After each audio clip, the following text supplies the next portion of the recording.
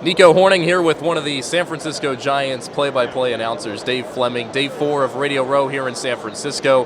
And Dave, a San Franciscan here since 2003 with the voice of the Giants. It's great to be with you here on this Thursday morning.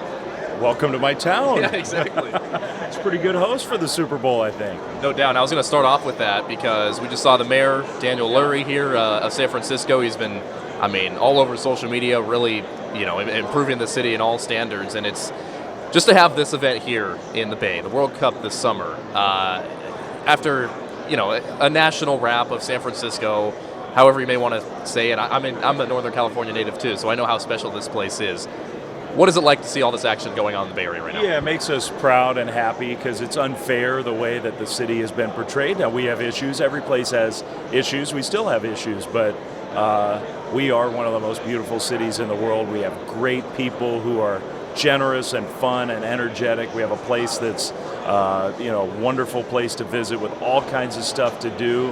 And it feels like for the last 5 years, for some reason, everybody wants to just pick on this city like our problems are unique, which I don't really get. But I think this weekend and this week are helping convince people that, oh, wait a minute. Yeah, I forgot. It's a really cool place to be. You walk around the corner, you see the Bay Bridge, you go down to the ferry building, you see a sea lion hop up onto one of the piers. You have some of the great restaurants in the world. It's a great sports town. It's a perfect town for a big sporting event because fans here are truly, genuinely passionate. Philly fans, New York fans, that's where the intensity is. Chicago. Man, San Francisco fans are intense and passionate about their teams and about sports. So I'm glad that everybody's here and the weather's absolutely spectacular while the rest of the world seems to be freezing. So it's been a good week. Syracuse has been freezing, that's for sure. It's been, I don't think we hit 20 for at least 10 days, and then we got off the plane here, and it's like, oh my really gosh, this feels good. Yeah, exactly. So you got your master's at Syracuse, and you also went to Stanford for your first few years in your undergrad experience. Maybe talk a little bit about that transition and where you first got your on-air experience at Stanford and then what you continued to do at Syracuse. Yeah, I came to Stanford as a kid from the East Coast who had no idea what I wanted to do, no idea. Didn't occur to me that sports or sports broadcasting was even a possibility. I started doing it because Stanford had a radio station. I was going to miss being an athlete from high school. My advisor said, hey, if you miss being an athlete, maybe you should go down there and check it out. I did. Literally just did it as a hobby, really enjoyed it, did it some more, really enjoyed it. Finally was sitting around one day thinking, well, if I don't do this, at least give it a try. I'm really going to regret it. So I got a minor league baseball job after going to Syracuse for a year, and I guess for me the rest is history. But it was kind of an accidental stumble into what's turned into the work of my life. You grew up listening to John Miller when he was with the Orioles because you grew up in Virginia, and then now you've basically shared a mic with him for years and years. How can you describe what you learned from him at a younger age and then the ability to be able to work with him now entering this 2026 season? Yeah, it was very intimidating at first. To answer the second part of your question first, when I first was working with John, and I think, look, I don't know who's going to be watching, listening to us today, but if some of our audience is students, I think one lesson that I learned from that was when you're young and you work with really good people who have credentials and have a history, it can be intimidating. It's the best thing you can do. It gives you instant credibility. It allows you to learn from them, but also sort of get some of the credit for how good they are by being next to them. And it establishes your presence in a way that's hard to on your own.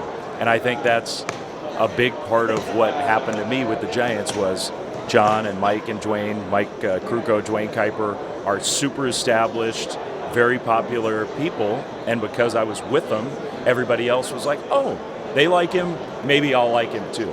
So I was intimidated at first. In the end, it was the best thing that ever happened to me. And John, the great lesson of John's broadcasting, whether you're a listener or his partner like I am, is John is in the moment always. He is on top of he does not miss anything. He is incredibly observant. You're not sneaking anything by John. And that, for me, the lesson of be present, don't get caught up in what you think is going to happen, just focus on what actually is happening. was a great lesson early that I use to this day every event that I do. I love that. Speaking of present, it's February right now. I know you finished up a busy fall of college football. You're in the midst of hoops, getting ready for the Giants season. What are you feeling like this time of year? Kind of knowing your collegiate times, maybe not wrapping up, but you're kind of in the thick of basketball, and then heading into Giants season, which is always a fun time down in Scottsdale. Yeah, this is a weird time of year for me because I get really excited. I miss baseball now. So when baseball season ends, you've done 180 games. It's like, okay, I'm ready for a little break. By now, I really miss it, and I'm ready for it to be back. But I'm also staring at that calendar. I'll pull up my phone. I'll look at the app. I'm like, dang, that's a lot of games. So I love doing baseball, but I'm okay with another few weeks of sort of having the schedule not be quite so packed. But spring training's awesome. Arizona spring training's awesome. If anybody has never been out to the desert for spring training, it's a really cool place to go watch some games and just have some fun. The Chambers of Commerce need to hire me. I'm pitching Scottsdale and San Francisco. The mayor just walked by us while we were talking. He needs to hire me. So anyway, I'm excited for baseball. I love that. And real quick, I know we have a Syracuse audience, but new Giants manager Tony Vitello, what can you tell us about maybe this new era and a guy that Buster Posey's bringing in? Nobody would bat an eye in basketball or football if a college coach was hired, extremely, extremely successful, maybe the most famous, the most successful coach in the college ranks was hired to the pros. Nobody would think anything of that. In baseball, it's like, oh my God, how could they do that? So it's just a different little paradigm, and I am really excited to see how it goes. I think a lot of people in baseball are excited to see how it goes. Really smart guy, great talent evaluator. Those skills translate. He's a good people person. Players I've talked to, Logan Webb, some others seem really excited about it. Let's see. I mean, baseball is not great about trying new things, always. And I am really appreciative that Buster Posey, who's our president, and the Giants are willing to try something new. Why not? Why not? Last couple of things for you. In terms of broadcasting and maybe some of the younger people watching or some of the students, you're very versatile in what you do. Not only are you a Giants announcer, you do TV, you do radio, and then you jump off and do some national games with ESPN. How has that helped you just in each sport and variety of thing that you're doing? Yeah, I think two things. Number one, it keeps you fresh to do different stuff. So I think it's a great thing for your brain, for your psyche, for your emotional state of mind to be around different people, do different things. That for me, that's just fun and engaging and makes me happy. So I like the fact that I do lots of different stuff.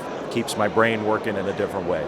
The second thing is it makes me a lot less attached to the preparation that I think some broadcasters falsely feel like they have to pour into every single thing. That be prepared, be professional, be ready for anything, but also don't become so attached to like, oh my gosh, I got to jam all this stuff in and I got to know everything about everybody. And I don't think that's the right way to do a good sports broadcast. And so for me, because I just can't do it, I have to, game's over, it's in the rear view mirror. Move on to the next one and maybe simplify my process of getting ready for games. It makes me more relaxed. I think it makes the broadcast a little more relaxed. So those are a couple things about doing all the different stuff that I do that I really like. Greg Papa is here doing his show just a couple booths down with KNBR. He's been through a lot recently with his personal life, and now he's back on the air, voice of the 49ers. He's done Bay Area sports. What can you say about just the person he is and the conversations you've had, who's now a WER Hall of Famer back in Syracuse? Yeah, thank goodness he's a Hall of Famer. You know, Greg Papa is probably a name that the students who are there now don't know as much about as some of the other Syracuse greats. Greg Papa is as great as anybody who's ever come out of there at doing the stuff that he does. And Greg is probably the best I've ever heard, at play-by-play, but also like the talk show opinion side. That's a hard combo to pull off. And somehow he does it. And he's really, really good at both. I love Greg. I think Greg is one of the most talented broadcasters I've ever been around. I think he's one of the greats in the history of the Bay Area, and we have a lot of great sports announcers in our sports history here in San Francisco. I haven't seen him yet personally, so when you said that, now I'm like peeking over there to see if he's actually here yet, because I haven't seen him in a few months. I talked to him, I text with him. I really love Greg, so I'm glad he's in the Hall of Fame, and I hope his health is getting better and better, and we get to hear him on 49ers broadcasts again soon. Touchdown San Francisco. That's it. My kids now, my children are older now, but because he did the Raiders games for all those years, and they're 49ers fans, not Raiders fans, but his touchdown Raiders call is the one that my kids love the most, and they still miss it. Whenever they hear touchdown San Francisco, they like it, but they miss touchdown because he had a great touchdown Raiders call. Totally. I love that. Well, Dave, thanks for joining us this morning. I know you've got some other areas to hit, and enjoy the Giants season, and thanks for stopping by. Nico, good to see you.